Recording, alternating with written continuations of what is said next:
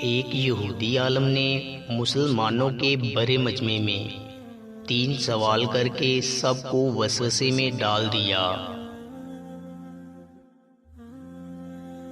سوال نمبر 1، اللہ ایک ہے تو اس سے پہلے بھی کوئی ہوگا۔ سوال نمبر 2، اگر اللہ ہے تو اس کا چہرہ کس طرف ہے؟ سوال نمبر 3، اللہ اب کیا کر رہا ہے؟ مجمع میں ایک 9 سال کا بچہ اٹھا۔ اس نے یہودی سے کہا، گنتی گنو، 1 2 3 4 5 6 7 8۔ یہودی نے گنی۔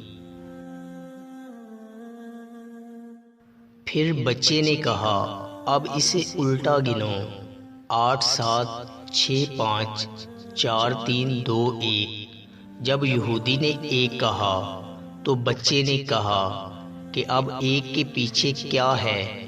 یہودی نے کہا، کچھ نہیں۔ تو بچہ بولا، بس اللہ ایک ہے، اس کے بعد کوئی نہیں۔ دوسرے سوال کے لیے بچہ ایک دیا لایا اور اس کو جلایا۔ اب بچے نے کہا، ذرا بتاؤ اس دیے کی روشنی کا منہ کس طرف ہے؟ تو یہودی بولا، چاروں طرف۔ بچہ بولا، اللہ نور ہے اور چاروں طرف ہے۔ آخر میں بچے نے تیسرے سوال کا جواب دیا، اللہ اس وقت ایک 9 سال کے بچے سے ایک یہودی عالم کو ذلیل کروا رہا ہے۔